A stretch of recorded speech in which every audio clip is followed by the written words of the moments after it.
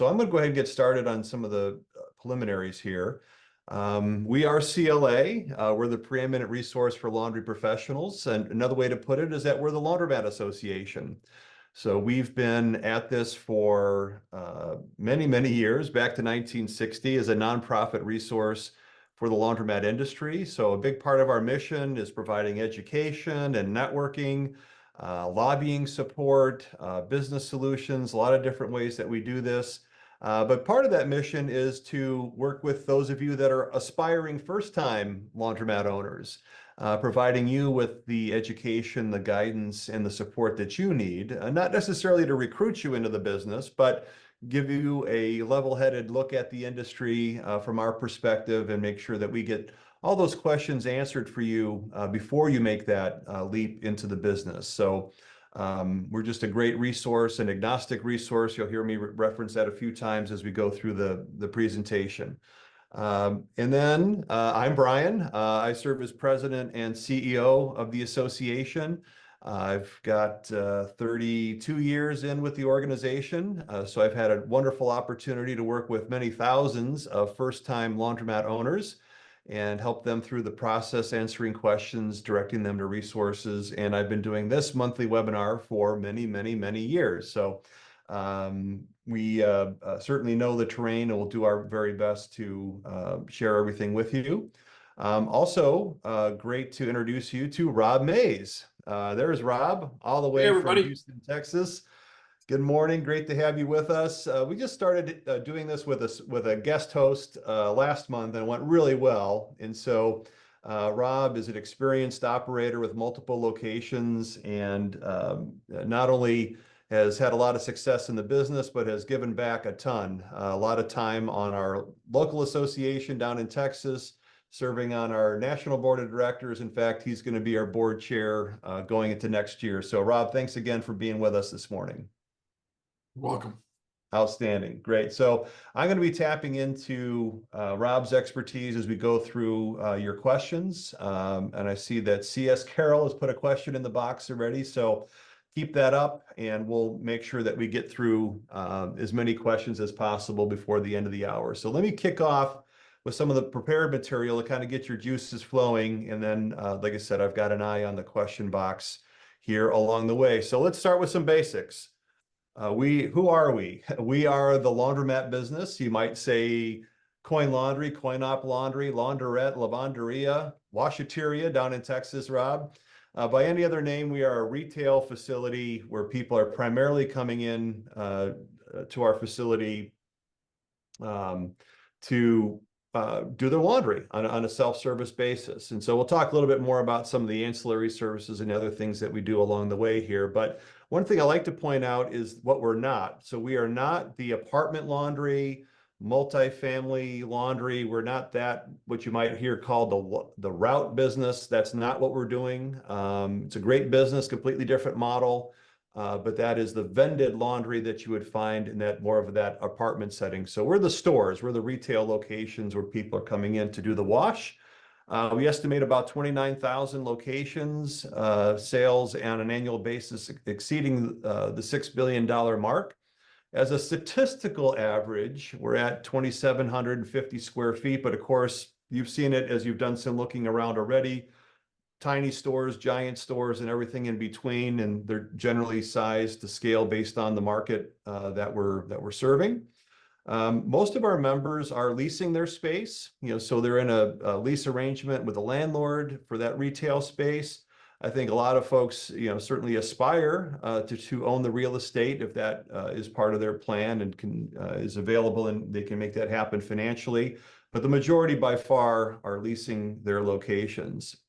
And who are we here to help? We're here to help really anyone who's got dirty clothes, which is a nice thing. That's just about everybody. But if we whittle down on our core demographics, that's going to be that renter-occupied household, generally speaking, kind of lower to maybe middle income. Those that don't have easy access to a washer or can't afford one. Increasingly, folks that are looking for a better way, a faster way, a more convenient way to do the laundry. So that is something that part of our growth as an industry is not just the core demographics, the more people, the more dirty clothes, but also, going into that home laundry space and finding other ways to do laundry. So that's a little bit of a table setter there, of kind of the size and scale of the business. So let's go to CS Carroll. Your first question is, I'm new to this. I'm curious about what demographic benchmarks, population count, number of households, annual income, do you like to use when making a decision about starting a laundromat in an area? So I've already sort of given you the looking for the density of renter occupied households. Rob, you certainly have done this site selection process at least 3 times, plus buying another store. So do you have a couple things that in your market down in Houston that you might look at as demographic benchmarks that grab your attention? Thank you, Brian, and thank you everybody for participating. I'll just answer the question in a slightly different way. There are a lot of people in the industry will be able to help share that information with you and point you in that right direction. But what I would like to suggest is that you look in your market and you can decide whatever that is. I would suggest you start by looking at how far you would be willing to drive from your house or domicile to go to a laundry, and that would be several times a week, presumably, at various different times of the day, and then draw a radius around that location. So if you decide, for example, that you'd be comfortable driving 30 miles or 30 minutes from your house, for example, then draw a circle around your house and then look at the existing laundromats within that area. And what I would suggest you do is you'll probably find some that you're more impressed with than others. And then I would run a demographic report on those exact locations, because every market's different, right? I mean, I could give you statistics that say might work in Houston, but it might not work in downtown San Francisco, for example, or different places. So I like to be a good student and learn empirically. So the first thing I would do is I'd look at my own market and observe what your competition is and what sort of demographics they have. And then you'll also be able to tell by observing different ones. And, there's certainly no reason why you couldn't walk in one and wash a comforter or a blanket or something as a customer and observe. And you'll learn pretty quick which ones are probably more successful than others.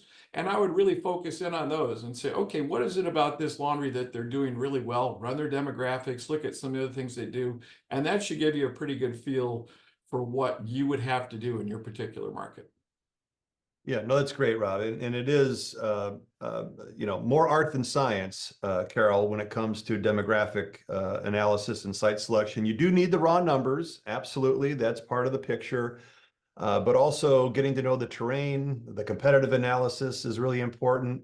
And so you will hear rules of thumbs like, 30% renter occupied households, or 50% of the households at incomes under, $40,000. And there are some of those things that you can see out there, but really each individual market is its own animal, and you really have to look at it at that basis. And this will be one of many times that I will make mention of the commercial laundry equipment distributors that serve your area.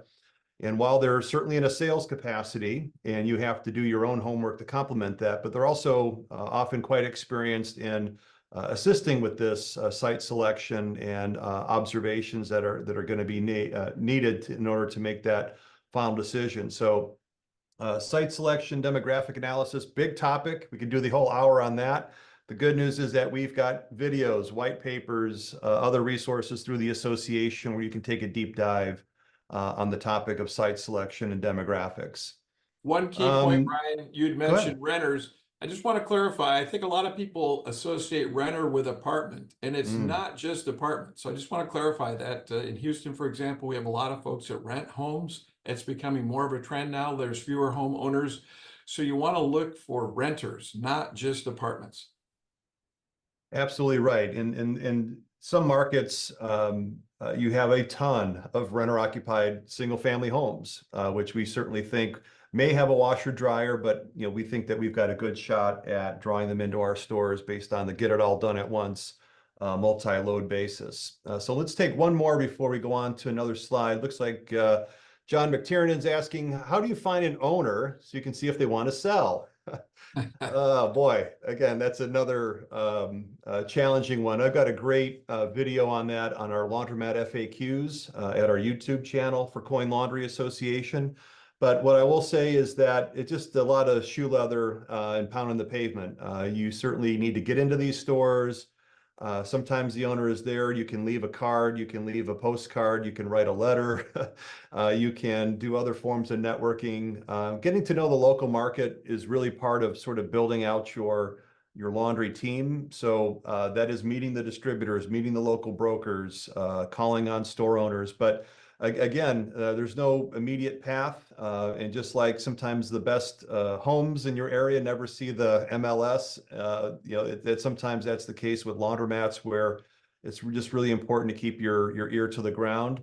Don't be discouraged if you get a door slammed in your face here and there, but just getting out to get to know the other operators and letting them know that you're interested can go a long way. I'm just talking to a member this past week said, I must have sent that postcard around to all the local stores, 18 months ago. And all of a sudden I got a call from one of the owners who was ready to sell. So sometimes just kind of putting yourself in that role of taking advantage of an opportunity that might come your way. Anything you'd add to that, Rob? So I would, the only suggestion I would make, Brian, is networking and joining the CLA, for example. You're going to hear me say that a lot today. I recently read a book called Fire Yourself by Bronson Hill, and he talks about passive investing. I'm not saying laundries are passive, but the reason why I reference him is he says that the rocket fuel that helped him grow his passive investments was networking and education. And you can read it in his book. It's called Fire Yourself. It's a great book, by the way, or audiobook if you want to listen to it that way.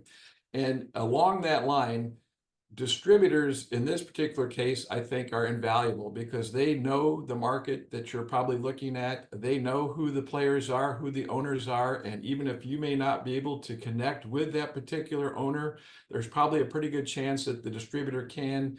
And what's beneficial there is they may know of somebody who's thinking about selling or something like that, and they may be able to put you in touch with that person. And likewise, they may know of other folks that are looking to build in your market.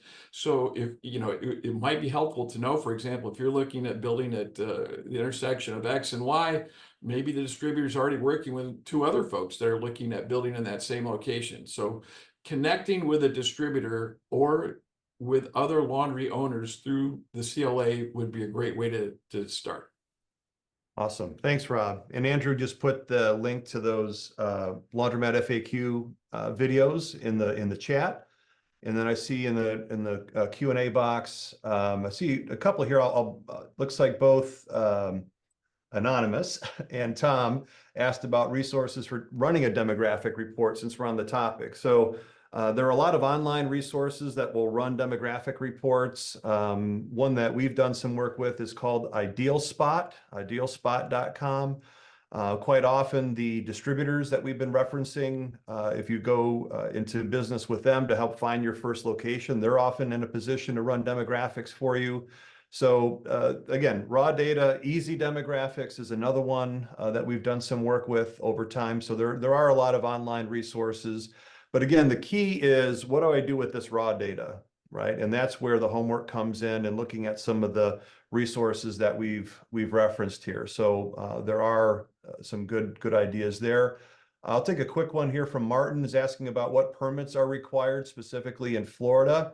Well, let's put aside kind of construction permits, like those are kind of the boilerplate type of things. There may be a business license depending on the municipality. But there really generally aren't things that are specialized for the laundromat business, with one big exception, and you mentioned Florida, which are impact fees. So quite often, various jurisdictions will assess an impact fee on the build out of a new laundromat, and these are typically per washer fees that can be sort of annoying at a couple $100 per washer for the right to build out this laundromat and connect with the sewer system. But in Florida and other places, these may be a couple thousand or several $1,000s per washing machine, where it ends up being a major obstacle to getting into the business. So what I would say, Martin, again, connect with a local expert that should know the permitting and requirements like the backs of their hands. But even for your own edification, always ask about whether or not there are impact fees very early in these conversations, because if they are exorbitant, you're going to want to know that early on before you put too much time and effort into a particular location. So next up, I got David, Sharman, Hussein. Let me get through a little bit more material here and we'll jump into your questions as well. So I said earlier that I wasn't going to recruit you into the business. I'm going to give you a level-headed look. And so we're going to do this by giving you a bunch of reasons why our members like the business and why you might want to consider doing some more research on the industry. And then I'm going to balance that off with some of the challenges, pitfalls, headaches, heartaches that can come along with the business, and try to give you that, kind of that level-headed view. So being positive, Rob and I both love the business. Let's start with some of the reasons that things do work for laundromats. We're providing an essential service. Everybody's got clean clothes. Every one of us sitting here today is making clothes dirty, and that essential service is really an important underpinning. And what we've seen over time is that while we'd rather not have another recession, God forbid a pandemic, our industry's held up pretty darn well during those times. Not unaffected. I don't like when people say recession proof, but if you talk about recession resistant and then in recent years pandemic resistant, I think that's a fair assessment. One of the things we talked about during the big recession in 08 and 09 is we sort of said about laundromats, flat is the new up, right? We are sort of flat as an industry, but boy, we were the envy of just about everybody else trying to get up to flat. And in the pandemic, we were able to designate ourselves as essential with a lot of lobbying that we did on behalf of the industry to make sure that we could stay open during those times. All it means the same thing, rain or shine, people need to do laundry, and that's very attractive. And that, kind of speaks to kind of that steady, recurring, repetitive, some would say boring, but part of the business we really like, right? Because you're going to see a very consistent performance typically at the laundromat. Rob sort of alluded with his book recommendation about this notion of passive or absentee, and I think we both agree that it's not that. It is not passive nor absentee, despite what you see on TikTok or Instagram. But I will say that it's simple, meaning that the keys to success are pretty evident. But just like almost everything in life, it's all about execution. It's not easy to execute well. And if it was, you wouldn't see so many rundown, beat up laundromats that you've probably seen in your area, right? If it was that easy, everybody would do it. So what are those keys to success? I'm sure we can make a longer list, but if I was just going to try to, ballpark those top couple of things, again, may not be easy to execute, but are simple and evident. Is got to have a great location. It's got to be immaculately clean. That equipment, you can't have those out of order tags, and you have to take really good care of the customers. Rob, I'm sure you've seen those combination of four things work to your benefit. Absolutely. Let me answer the question this way, Brian. I got in the business because I had done corporate work for about 20 years, and I decided after that I wanted to go into business for myself. And what I liked about the laundromat business is, as you put it, Brian, it's a relatively simple business. That kind of has maybe a negative connotation, but simple is a good thing in the sense that, for example, the capital required to get in the business is such that you don't necessarily need several partners or whatever to get into it. So I knew it was something that I wanted to get into. I wanted to run myself. And at the same time, laundromats, especially now, are relatively easy to sell. So it was something that I could get into. And if I decided after a year or two I didn't like it, I could probably sell it and get out. Now, ironically, I've been in the business for 15 years. But in that regard, simple can be, if you're thinking about dipping your toe in the water, if you have not been an entrepreneur, which was my case, this is a great way to take the splash, so to speak, and go into business for yourself. Yeah, well said. Absolutely. So let's look at some other things that people like about the business. Well, I guess this repeating here about passive or absentee, but what I do hear a lot is, I guess what I've come to call like a flex time business. I have some flexibility. Like anything else, you need to put the time in. But aside from emergencies and someone doesn't show up or a water heater leaks, I mean, you can sort of more or less determine when you want to spend those hours. And that's where I hear a lot from our members is the flexibility. I like that I can drive my kids to school or coach t-ball, or I have another business, or I have a day job, or I have something else that are going on. So that's not absentee or passive, but it is flexible. And I think people do like that part of the business. And that's not going to be that way for you on day one. You're going to have to learn the ropes and set up the systems and sort of economize your time. And that really economy of scale in our business is your time, right? And your ability to figure out the best way to operate the business more efficiently. So that is very attractive element to our business. And for the most part, Rob, it doesn't take 4 times as much time to run 4 stores than it does to run 1 store. And that's something that you've made happen, and so many have made happen in that 3, 4, 5, 6 store range that working hard, but one person can make it happen. Is that fair to say? Yeah, one of the great things about this industry is it's scalable, okay, to a certain degree. I read again in the book that I just read, talking about 10xing your investments. Well, I don't know if 10xing would be really that practical in the laundromat business. In fact, I would probably argue against that, unless you're going to hire a whole team and add several layers of staff and so on. But if you wanted to scale up and do what you're doing, you could certainly do that pretty quickly in your own market. And as I alluded to before, you could do it yourself. You don't necessarily need partners or whatever to be able to do that. And so, yes, once you have a good business model, there's really no reason, and assuming you can financially add more locations, there's no reason why you can't scale up. Absolutely. No, that's good stuff. Let me do this last item here, and then I'll get to some of your questions. I see a few in the chat and on the questions and answers. So, one of the things that we also like is that Rob, who had never been in business for himself before, on day one built 2 very terrific stores, highly competitive stores. And because this is a highly fragmented business, any of you can build a top-notch store. You don't have to be part of a 100-store chain or 1,000-store or 5,000-store chain. You can go out and compete on a very high level. And while we are starting to see a little bit more consolidation, it's sort of with a lowercase c. It's like Rob doing 4 stores and someone doing 3 or 4 or 5. When you start talking about even 10 or 20 stores, it becomes that much more rare. And if we were talking about operators that are members of ours that run, say, 40 or more stores, we're probably on one hand, and probably the largest of those is under 100. So very fragmented business, which again may be changing in terms of consolidation on that owner-operator basis, but there really isn't, like you see in a lot of industries, like 1 or 2 or 3 big dogs that have thousands of stores that have rolled up the industry that are tough to compete with. So that's something that people do like about the business. And so before I get into the negatives or the challenges or the pitfalls, let me catch up on a few questions here. David, you asked if there's any data that I can share on growth rates for getting into the home laundry space. I'm afraid I don't have any data, but anecdotally, and Rob can probably speak to this, we're seeing a lot more customers that do have a home machine or access to a machine in their living space.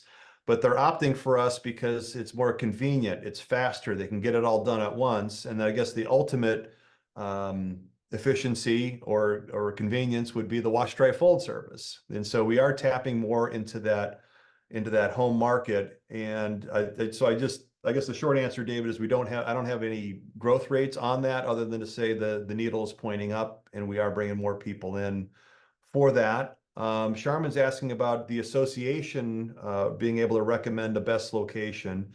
No, however, we do have a lot of resources on demographics and site selection that we can share. One of the things that happens when you join the association is you get a link to my calendar, and always happy to do one-on-one consultations if you have a site in mind. Like we mentioned, the distributors are very well equipped to help you evaluate a location, and even doing some of the modeling that Rob was talking about, running other demographic reports. So there are some other opportunities that you can get into for selecting the best location. There's a lot of different business models, right? Okay, you can have an attended laundry, you can have unattended, you may own the building. There's a lot of different motivations to get in the laundromat business. I want to be clear on that. So for example, if you're a landlord that owns a strip center, you may decide that you have some vacant or dead space in your strip center, and you may decide that you want to put a laundromat in there. Laundromats are great because they help generate traffic. So if you own a strip center and you could have a business that's going to bring in 100+ customers a day, that's probably going to help the overall health of the strip center. By the way, should any of you get in the business and negotiate on a lease, make sure that you bring that point to the landlord's attention. But likewise, you could decide that you want an unattended laundromat. Maybe you have a full-time job and you feel that you want to try to go the unattended route. Well, the location that you pick for an unattended laundromat may be a lot different than an attended one. So to say what's the best location or the right location, do you want to build it? Do you want to lease it? So there's really no right answer, right or wrong answer. And by the way, you may identify a location for your particular model, maybe it's not one that I mentioned, that would work really well for what you wanted to do. And 90% of the folks out there may say, oh, I would never build a laundry there. There's lots of, for example, I have one laundromat which has no storefront parking. In other words, you can't physically drive your car right up next to the door to take your clothes in. Well, that's a deal breaker for a lot of people. Why would a customer want to go to a laundromat where they have to walk, 20 yards or whatever to get to the front door? And it's ironically probably our best location. So there's a lot of, we'll talk about a little bit more if you want. There's a lot of rules of thumb, or what I like to call dogma in the industry, which it all depends, which may or may not be true. So just because somebody says, hey, look, you don't want to go this way or go that way, just think about it. Think about the source of the information and put it in the context that they're using it. That's great information, but there may be a really good reason why you want to try or do something different. As Brian said, this industry is highly fragmented, and there's a lot of different ways that you can go about running your business. No, thank you for that, Rob. Super helpful. A couple other questions here real quick, and answering a few things in the chat.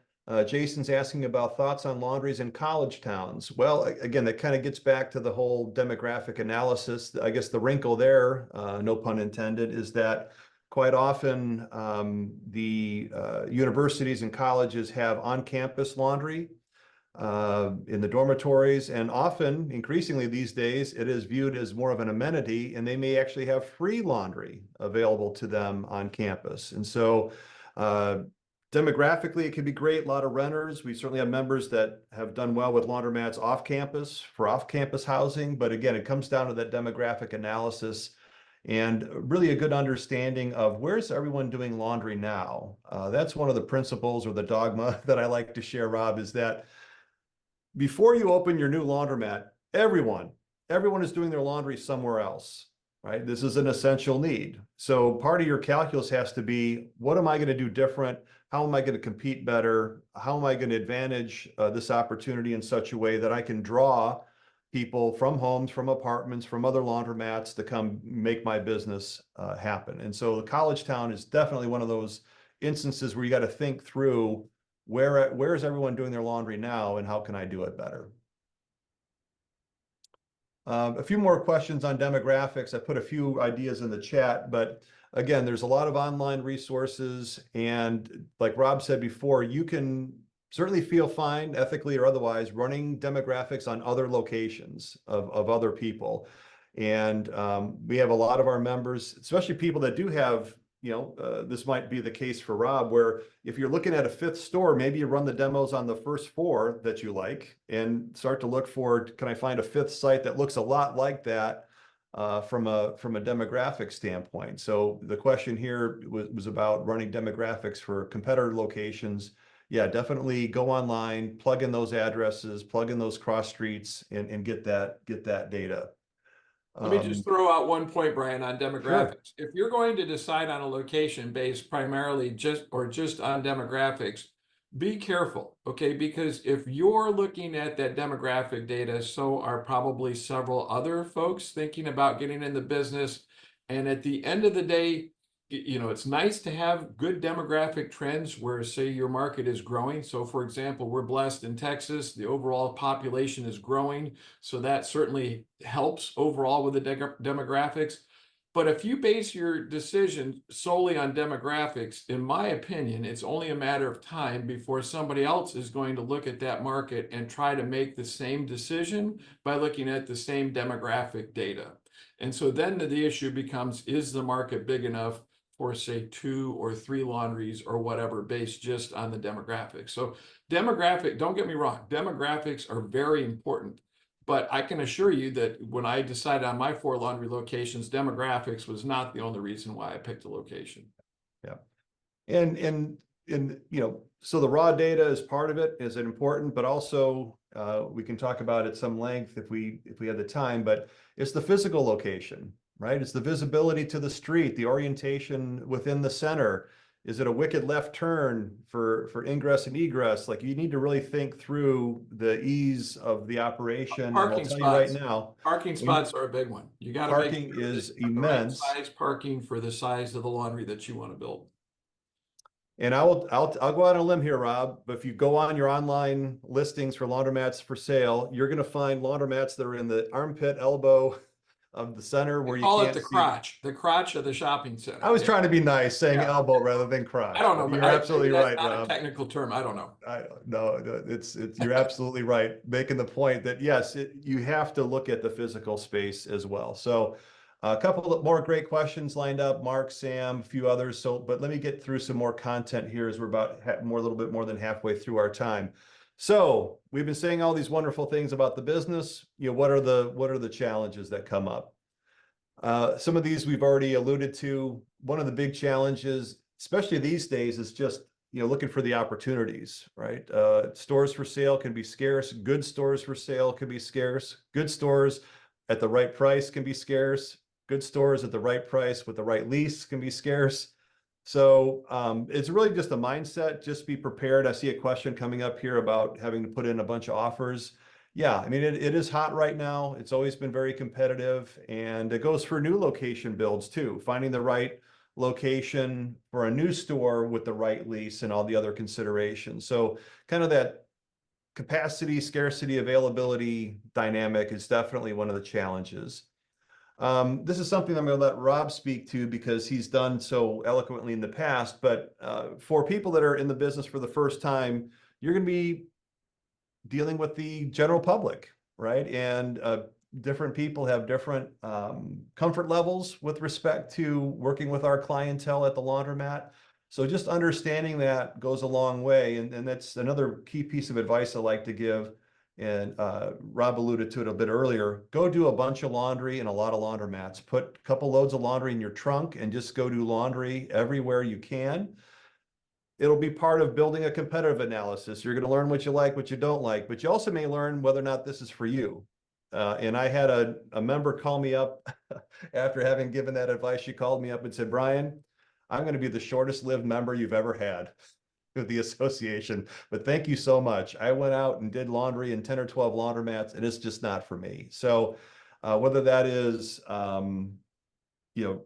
homelessness or those that are addicted or other just the day-to-day things that you run into with any place of public accommodation, just make sure that you're going in with eyes wide open. Would you agree with that, Rob, or you have anything to add to that part of it? Yeah, so to finish up on the lack of locations or availability, the only comment that I would add there real quick first is you need to be patient. Okay, I would not force a decision. I mean, think about this. In some cases, you're talking about hundreds of thousands of dollars or maybe even millions of dollars, and I would not force a decision just because you woke up one day and decided that you want to get in the laundromat business. For example, probably my best location today, I had my eye on somewhere in that market for about 10 years before the location finally opened up that made a lot of sense. And as I said, it's worked out and it's become a really good location. So it's important. Yes, you need to decide if you want to get into this business, but you also need to be patient. And I would not force a decision just because it's on your bucket list and it's something that you want to do. I won't say wait for the market to come to you, but as Brian said, the market dynamics right now are such that there's a lot of interest in laundromats.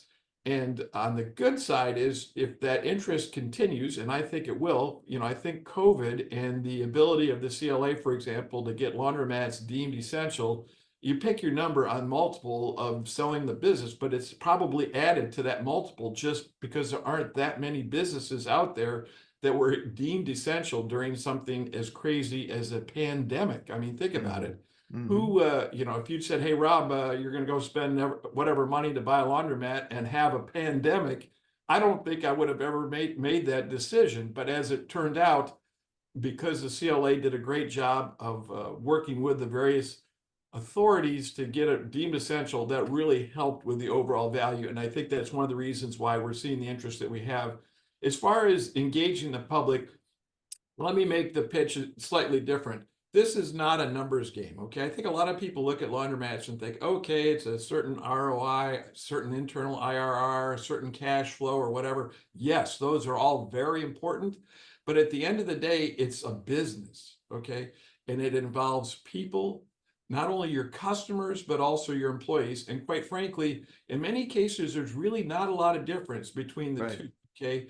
So it's a very, what I'll call, there's a very human element to this business, and you have to have the disposition of liking to work with people, and in particular, working with a sort of clientele that you will quickly see. If you go and poke your head into a few laundromats and see what it's like, you will quickly know what I'm talking about. And it takes a certain disposition to want to be able to engage these folks and do well. Now, on the flip side, it can be very rewarding. Okay, I happen to also participate with the Laundry Cares, which I don't know if we'll get a chance to talk about, Brian, but that's a charity that's sponsored in part by the CLA. I'm on the board for that as well. And it's one of the ways as a laundromat that you can actually give back to the community. And so we do that through literacy programs and free laundry days. And also, as a way of running my business, I also offer time of day pricing on my washers, where we will discount some of our smaller washers certain times of the week. And it does two things. Okay, number one, it's one way of giving back to the community, because I can help customers that might not otherwise be able to use our laundry. And number two, it creates a lot of word of mouth, or what I call buzz, for your laundry. You'll hear a lot about marketing. We haven't really talked about it with Google AdWords and so on. Trust me, there's nothing better than to be a good standing member of the community that people, customers can associate to and relate with. And it can create a great word of mouth. Okay, so if you have somebody moving into your market, maybe they haven't heard about it, but if they don't find your location on their phone, which they may, but if they don't, they might ask a friend, relative, or whatever, neighbor. And it sure is nice when they refer your laundry, and that happens a lot. And the difference between Google AdWords and word of mouth is, okay, you don't have the same empirical data to support it, but trust me, it's a major component. At the end of the day, laundromats are local. They are local to the market that they serve in, and it's really important to have a connection with that local community.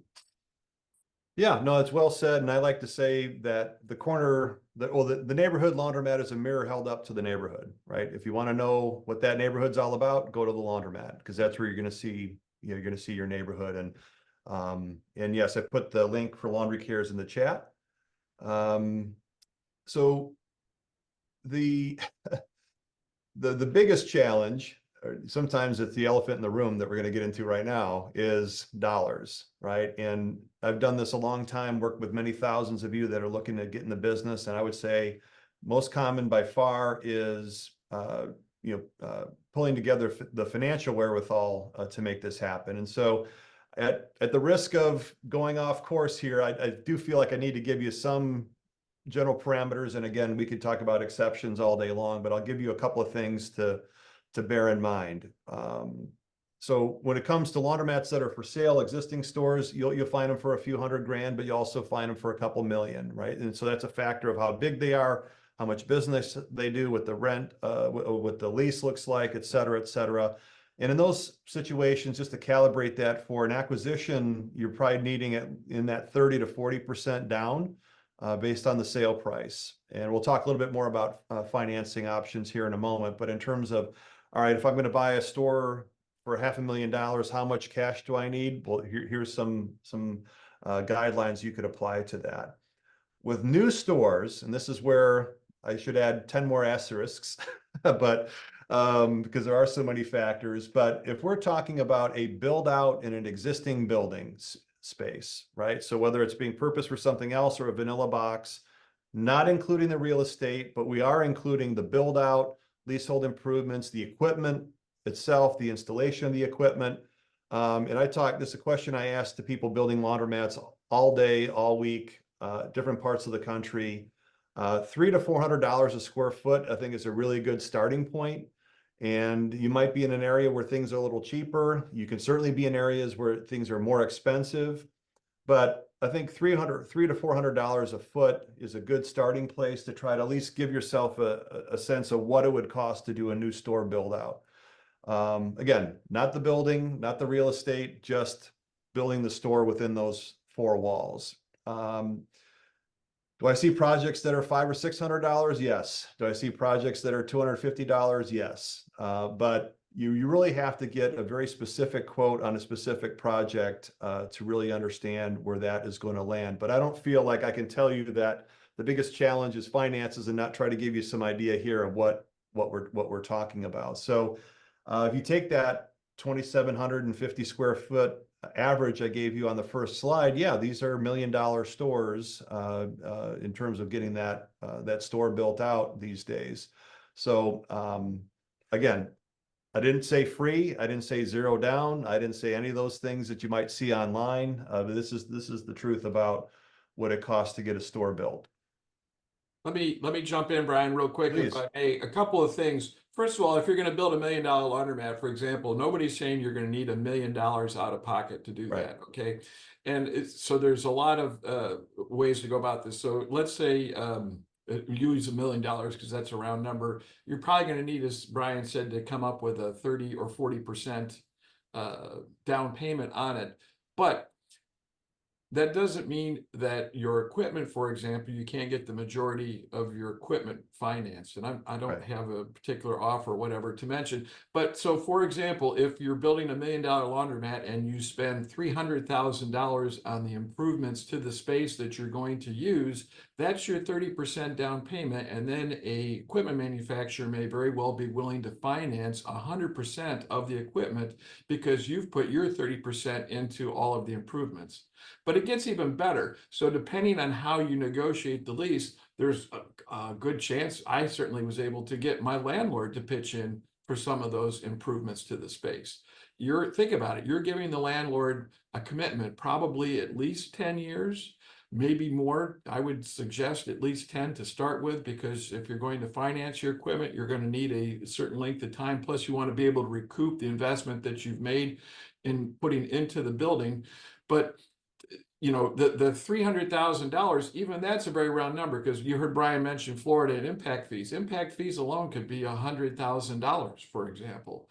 And in many locations, they won't even look at issuing you a building permit until you first pay the impact fee. So that is a huge commitment that you have to make up front. And again, it all depends on the market you're looking at, but I'm just throwing out an example of what I've been told and heard. We don't have that here in Houston or where my locations are, but I've heard other people share this. And then the other thing is you also have to put those utilities into the space. So if you're leasing a space, think about it. You're leasing a space that was probably built for retail. Maybe it has 120-volt electric service. Maybe it has one toilet in the back for the staff to use. And you are basically, by locating a laundromat in this retail setting, you are building a factory, a plant, okay, that has utility needs that might be, you know, 600 amp service. You might need a 3-inch water line. You might need a 6-inch sewer line. And the cost of all those services are going to add up quickly. So forget about the paint and the stucco and the walls and the drop ceilings or whatever. You may have a huge financial commitment to make again. And I would argue, as you negotiate your lease, since you're making these improvements to the landlord space, they should pitch in and help pay for some of those improvements, because at the end of the day, those improvements are probably going to stay with their space. So if you spend $50,000 putting in a 6-inch sewer line, for example, or a lint trap, which in many cases are required to collect the lint that's in the wastewater, you know, I would argue that the landlord should help pay for part of that. Yeah, very good point. This is all part of getting your industry knowledge together, having experts to work with and plug in, because again, it's a big lift to get a store built. And you're always going to run financially into low. one booby trap. Okay, you're going to run into some unanticipated problem. I guarantee you.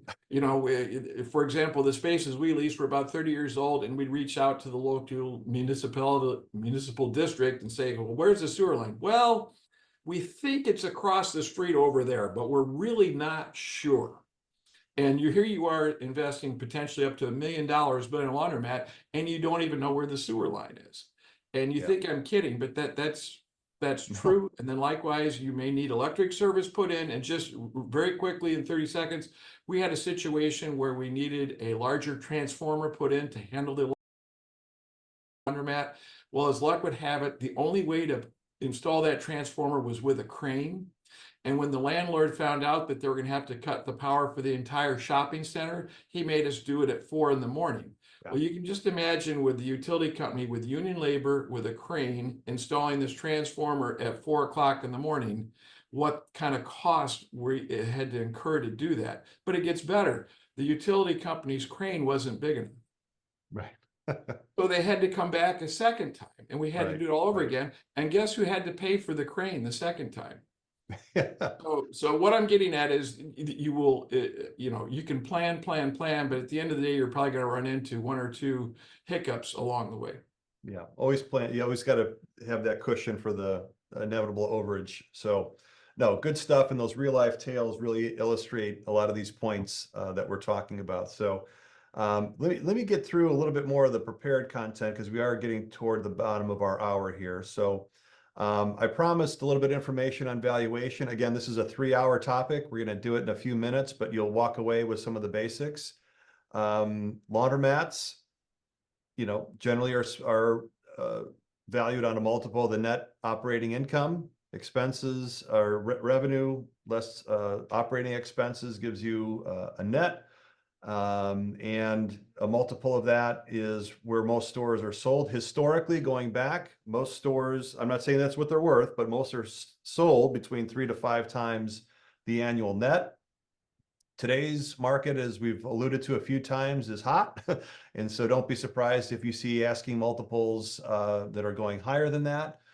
There's stores that sell for less. Yeah, that would be a store that has old equipment or a short lease or both. And on the flip side of that, the 6s and 7s, you know, tend to be stores that have newer equipment, longer lease runway, and that is really important factors. And so, you know, income, of course, bigger stores with more net are going to be more attractive to people, but the age and condition of the equipment and the lease becomes incredibly important on driving that value.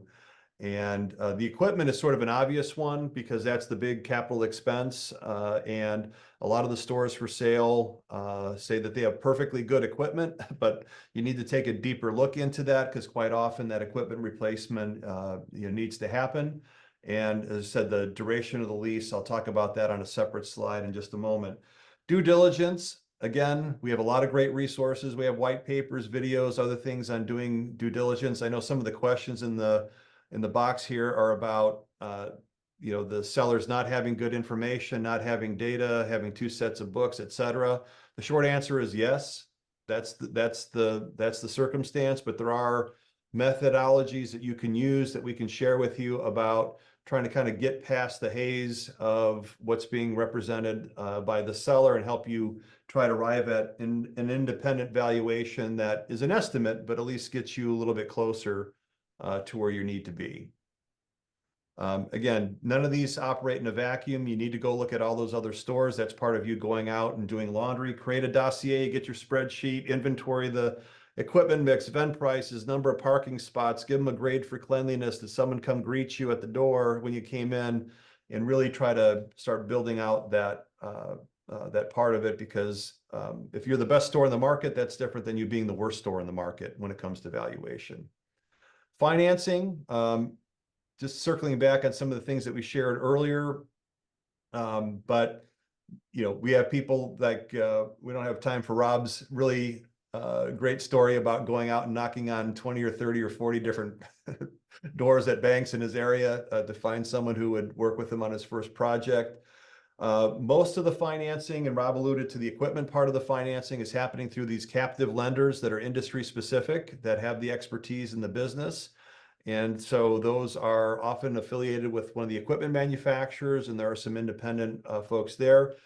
Question came up a few times here, coinlaundry.org, our website. We do have a directory of all these folks, right? So all these are member companies. So if you're looking for the washer manufacturers, if you're looking for the finance companies, if you're looking for that local distributor to connect with, we have a directory, searchable directory that you can use to identify those in your area. A lot of the online resources talk a lot about seller financing. That can happen. It's just not as common as what might be represented out there. Sometimes seller financing comes because there is some other kind of issue going on. For example, if they don't have good records, or their finances are obscure, they may need to get in their own pocket and help fund the project from a seller financing standpoint. So, but just don't assume that seller financing is going to be readily available on an acquisition.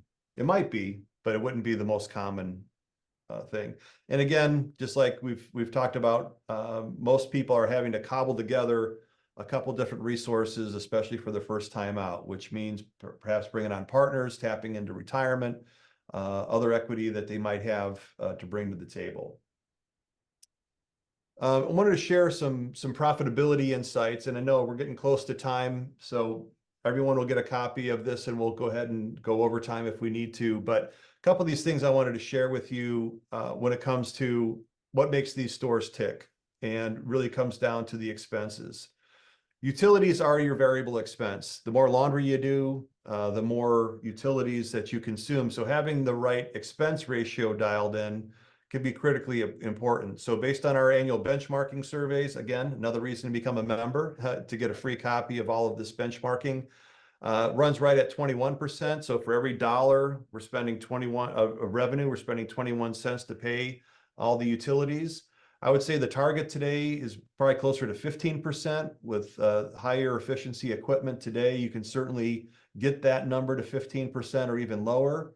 When you're looking at these existing stores, these older existing stores to purchase, do this quick math, and you're going to find 30%, 32%, 35%, because it's an old store using old rundown equipment. Rent, the statistical average that we see is 26% of gross sales. Obviously, the lower the better, but I think a reasonable target for folks is to try to hit that 20%. You could probably afford for it to be a few points higher than that, but I think 20% is a pretty good target. As you can see here, the average is above the target. So rent is always a big challenge. Payroll, again, statistical average from our survey right at, again, that 21% range. And if you're in Texas, that's one thing. If you're in California, that's another, when it comes to minimum wage and what labor is going for these days. But that gives you at least kind of a composite look at those three primary operating expenses. Once you get beyond these three, you're talking single-digit expenses for the most part. You're talking about insurance and security and trash pickup and supplies and things like that. Repairs and maintenance, that might be more of a 5, 6, 7, 8%, depending on how much of the work that you do yourself. But this is the primary makeup of those expenses. Now, with all the asterisks in the world given, these are what our annual surveys say about gross revenue. And again, this is tied back to that 2,750 square foot store. So to look at $100 a square foot is sort of a tie back. But again, there's plenty of stores that do much more than that. In terms of the net, when we do our survey, you have a mean profitability at 24% and a median at 22%. So you can read a lot into that. There's a lot of stores that are not that profitable and a lot of stores that are very profitable, right? So almost 1 out of 5 respondents saying that their net is at 40% or better. So again, that's why every project has to be looked at on its own merits. Industry growth, we're just about to get our 2023 comparative in, but you could see that very steady, even in the teeth of the pandemic. Our members were just under flat, 7%. But if I go back further, you see this this 5 to 7 to 8% steady increase every year if you go back even further. So just to give you some sense of how the industry is performing overall. And again, if I go back to the pandemic, or I'm sorry, to the recession in 08, that would have been right at flat, down a couple points, 1 or 2%. This is one that I always share, and this is definitely for after the presentation review. I'm not going to read you this buy or build chart, but the short answer on this very common question is, it depends. Should I buy or build? And there are pros and cons to both. And my takeaway for you there is, let every opportunity sort of live and die on its own merits. It may be to build, it may be to buy, but just let the numbers do the talking and the opportunity do the talking to point you in the right spot. You can't pick up and move a laundromat. That's really what we've been getting at with this importance of the lease. That is definitely expert level if you're going to pick up and move. Very expensive and very challenging. But that's the importance of a long-term lease. Again, these are benchmarks here at the bottom. I'd say for a new store, I think most people would tell you, ask for 10 years with 2 5-year options, or 10 years with 3 5-year options to get you to 25. I know for many of you that sounds crazy, but again, all that utility infrastructure that Rob was talking about, this equipment bolted in place, it's going to be a laundromat forever. And you're only guaranteed that cash flow for as long as that lease is in place. The flip side of that, if you're looking for stores, I would say a 10-year minimum. Certainly the finance resource would probably be looking for a 10-year minimum. So that is a limiting factor on these stores for sale. You're going to see stores with 3 years, 5 years, 2 years, 1 year. I remember the other day, I just made a big offer on a store. I asked about the lease. Oh, they're on a month to month. So what are you buying, right? You need to have that lease in place. We have great white papers, resources, videos, and consultations on leases, to be sure. So more resources. I mentioned a couple times, and Andrew put it in the chat, our YouTube channel, our socials, and then these laundromat FAQs, all these topics we just mentioned. There are lots of Facebook groups out there. Here's ours at Laundromat Professionals. We mentioned part of our picture here at the association is business resources. So we have our insurance program, we have utility buying program, support with digital marketing, lots of resources to help you use sort of our strength in numbers to help you along the way. Those of you that ask questions in the chat here about wash, dry, fold, delivery, this booming trend, we have our own convention, a conference just on wash, dry, fold. This is our 3rd edition. It's coming up next month. Highly recommended. You're going to meet a lot of great people in the business. And if you have any intention of offering wash, dry, fold, or delivery, this is where you're going to want to be. Another thing to whet your appetite, I think we're up to 30 exhibitors now already for this event. So if you want to meet the equipment manufacturers, those that are supporting the business, the payment systems, the wash, dry, fold platforms, all those folks will be there exhibiting and available to help you. Yes, please join the association. Spend a few $100s before you spend a few $100,000 or more. You are not the first to do this. There are a great knowledge base in place, lots of resources that can help you with the business. Just to give you some context, the first-time membership is $599. With this discount, $499. So again, spend $500 before you start to convert a lot of those resources into ownership in the business. So I'm with us hitting time. If you like to stay on, Rob, if you can stay on a few minutes, maybe we'll tackle a few more questions for those of you that are willing to go overtime. And we'll just sort of take it from there. But such good content, we ran out of time. Sam was asking, what makes you pick one distributor or brand over the other? So I'll start that, and then Rob will do a great job adding to it. The association, we're brand agnostic. All these companies are member companies. And my experience, and Rob may disagree, is that interviewing all the local distributors, trying to match up your needs with what they have to offer, checking references. If you go talk to 4 or 5 distributors in your area, you're probably going to walk away saying, I don't want to work with that one. I really like this one. These 2 are okay. And you're going to start to kind of find out where you want to land. And to a large extent, I really think it's a process of trying to find the best distributor relationship in buying whatever equipment they happen to carry. So, Rob, you want to poke some holes in that from your perspective? Oh, those are all good points. I'll add a different perspective. I see this on posts on social media and so on a lot. Hey, what's the best equipment out there? Which brand should I go with? And of course, you'll get some people say, I'm a Chevy person, I'm a Ford person, or whatever. And the only different perspective I'll offer is look at your market. Remember, I've made this comment a couple different times. Pick that area around your house, whatever you're willing to look at, see what's out there, and then look at what brand of equipment are in those laundries. Do you want to be like everybody else? Do you want to have the same brand of equipment that everybody else has? Or do you want to maybe have a different brand that'll help differentiate your business from the other ones out there? That might be part of your decision. At the end of the day, it might be financial, right? Okay, some might be willing to finance more than others or have different prices. So that would be something else to look at. But I would suggest that no matter, before you make a decision, that you go out and actually look at some of the laundries that they've built or supplied, okay, and see the quality of their work. Go out in the field, ask them to take you to some of their laundries and say, hey, show me 2 or 3 that you've done. Show me ones that you like, ones that you don't like, for example. And you'll learn an awful lot about a distributor pretty quick by looking at some of the laundries that they've built. Very well said. Very well said. Let's see here. Anderson had a question. Pickup and delivery service, is it profitable? And how do you feel about pickup and delivery? Well, Rob, you chose a certain path when it comes to this question.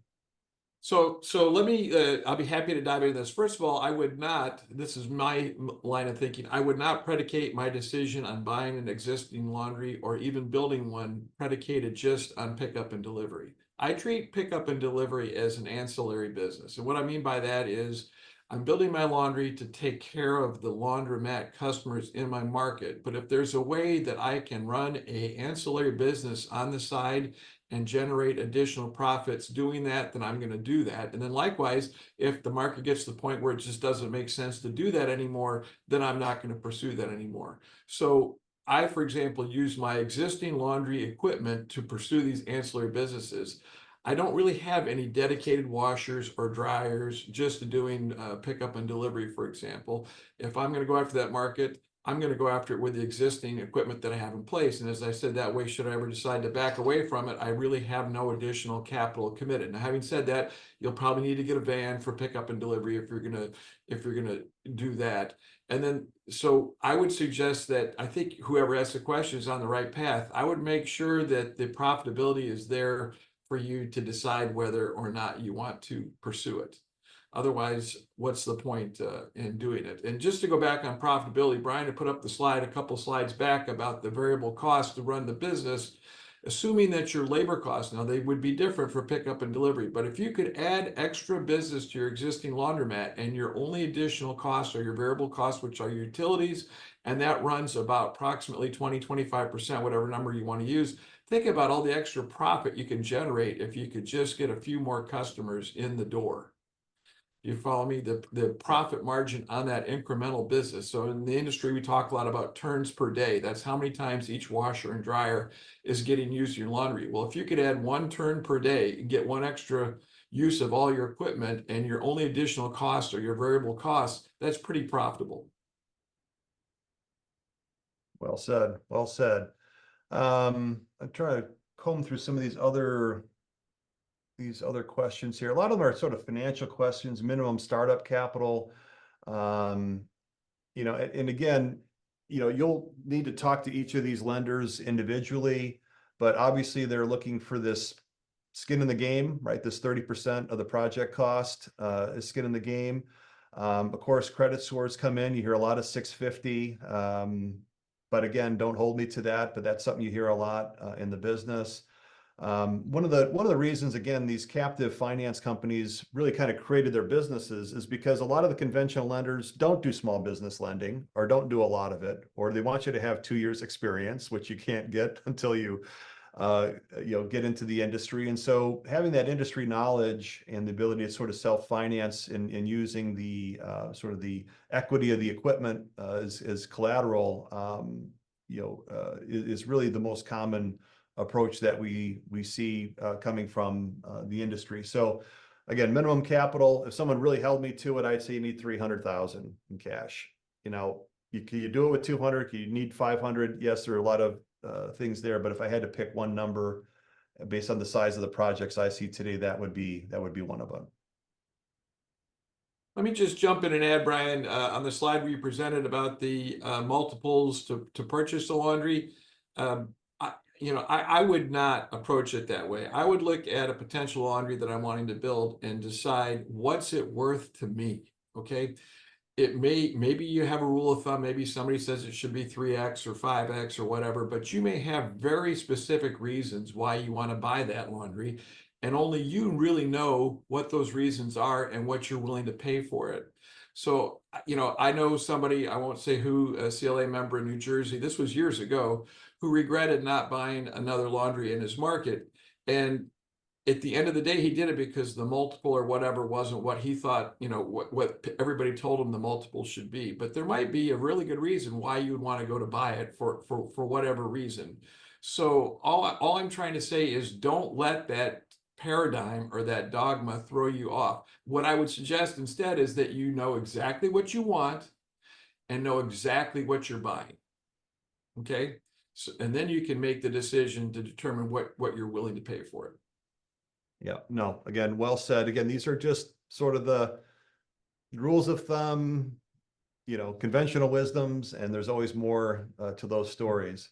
Elon Musk paid some big amount of money for Twitter. I forget what it was, and a lot of people thought he overpaid, but obviously Elon thought that it was worth whatever he was willing to pay for it. And we'll just have to wait and see with time if that makes sense or not. But the point is, everything has a price or certain value to somebody, and that's really what should be your compass. Is what do you think it's worth? How do you think it will help you?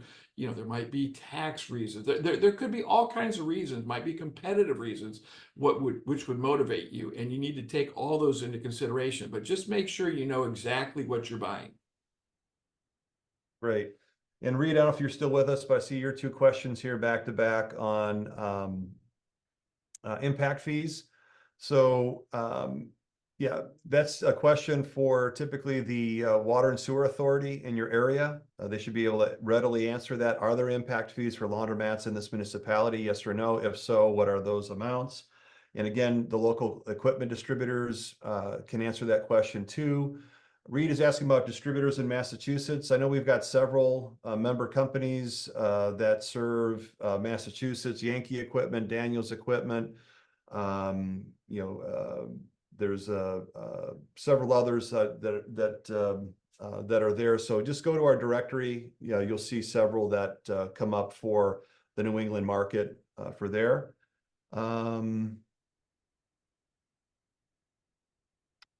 Jerry Ann's asking, if you're buying an existing laundry, do you have to get a separate appraisal for the building and the machines?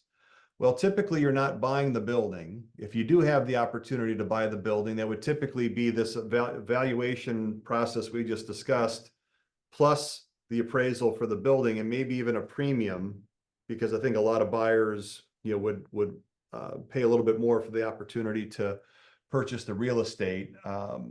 But the equipment part of it, certainly if you're new to the business, you'd certainly want to have someone to go in there that knows more than you do and take a look at that equipment, not to just determine the age, but the condition. And even if you don't think you need to replace the equipment right away, I would certainly start to get some idea of what it would cost, what that capital reinvestment would look like for that store. So you can inform your offer based on that, or at least be able to plan into the near future of what that's going to take. Anything you'd add to that, Rob? I would just reach out to whatever lender you're thinking about working with, and they can definitely give you some guidance. So for example, how you finance the building will probably be different with different terms than how you would finance the business and the equipment. So you might be able to get a longer note, for example, on your building. And then there's also SBA options and so on. So there's a lot of different ways to pursue it. So I would suggest that you start by reaching out with, to a lender to see, what they're going to look for. Brian was talking about how I approached 30 banks to find two out of 30 that were interested in working with me. And the point is, forgive me, bankers out there, but banks like to put you in a box. Okay, they have a box that they like to work with. As long as you fit in that box, then they're probably very willing to work with you. And if you don't, they're going to probably just tell you, sorry, you don't fit in our box, and it's just not going to work out. So it really behooves you to reach out to the banks or financiers, whoever you're going to reach out to understand what they're looking for. And the reason why I went to 30 is you would be surprised, right? Different banks have different boxes, and there's probably a good chance that there's at least one out there where you would fit into their box. But the trick is you got to go knock on the doors and reach out to them to find the one that's willing to work with you. Excellent. Excellent. And I'm just answering Howard's question about outsourcing the pickup and delivery. Well, most will use their own staff and their own vehicle, company-owned vehicle to accommodate that pickup and delivery, whether it be for commercial accounts or residential bundles. And then some of the wash, dry, fold, and delivery software platforms, some of them do have DoorDash in some of the gig delivery integrations that are part of their system. So you would have to do some homework on them along the way. So before you make your decisions on those sorts of technology, for example, when I got into wash, dry, fold, none of the POS systems out there existed.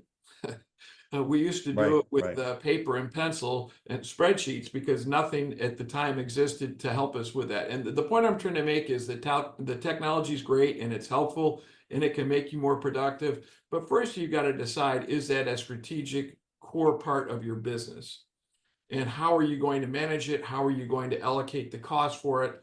And for example, just to give you an idea, on wash, dry, fold, we do offer wash, dry, fold in our laundry, and it's fairly profitable for us because we consider our labor costs to keep the laundromat open, clean, attended to help customers. That cost is covered that way. So when we do wash, dry, and fold, if that same attendant can also do wash, dry, and fold when they're not busy doing the first two things I mentioned, our labor costs are essentially zero. So in that case, the wash, dry, fold is very profitable. The problem is, what if you get too much wash, dry, and fold and you have to add additional labor to do it? Then your economics change considerably, okay?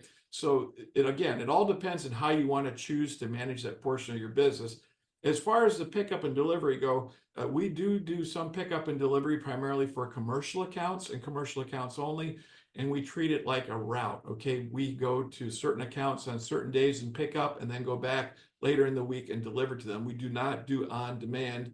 There's different ways to go about it. That way, in my opinion, can be quite cost prohibitive and expensive. And just keep this in mind. Somebody shared this with me once, that they compared pickup and delivery or wash, dry, and fold to mowing your lawn. Okay, you're paying somebody to mow your grass because it's dirty, hot, sweaty work that you don't want to invest your time doing. And so some people look at doing the laundry the same way. Well, I don't know what grass mowing costs in your market, but in Houston, for example, it's about $30 a week. So if you can offer a pickup and delivery service for around $30, then you probably can do pretty well at it. But if it costs $50 or $75 or $100, I would argue that that's starting to become cost prohibitive. So look at your costs. At the end of the day, it's all going to boil down to the costs as to whether or not it'll make sense. And by comparison, if pickup and delivery in our market, for example, is around $2.50 a pound, our wash, dry, fold cost by comparison is $1.50 a pound. So that's a much more compelling proposition than having it delivered and picked up at your house. Excellent. Excellent. I know you had real life experience with that. I think we've kind of exhausted the questions. We've gone 15 minutes overtime. I'll skip back here to the very end for some thank yous. I'll just stop the share. So a couple things. Thank you, folks, for being here. There's a record turnout. Rob, you added a tremendous value to this with your real life experience and telling it like it is. Thank you so much. Just to recap, because I'm going through the chat here, I know that there is questions about the recording. We'll get the recording to you. We'll get you a fresh promo code to make sure you can take the advantage of the discount. We are here and available to help you. What usually happens after this is that people get more engaged in the association. We'll set up a one-on-one call. If I don't know the answer, I'm able to connect you with Rob and an army of other volunteers that know the business and are always there to help you. So best of luck. We want to be part of your laundromat journey, and please let us know how we can help, and we'll see you next time. Audio